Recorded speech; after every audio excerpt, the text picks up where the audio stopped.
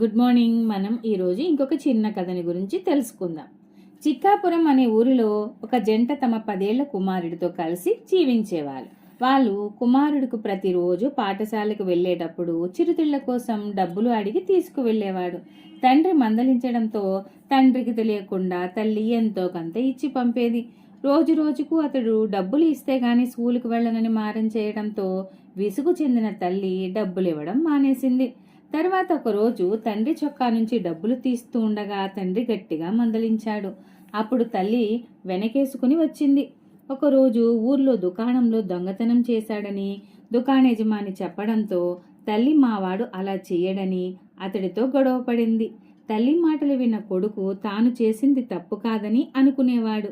పెరిగి పెద్దవాడైన అతడు జల్సాలకు అలవాటు పడి చిన్న చిన్న దొంగతనాలు చేసేవాడు.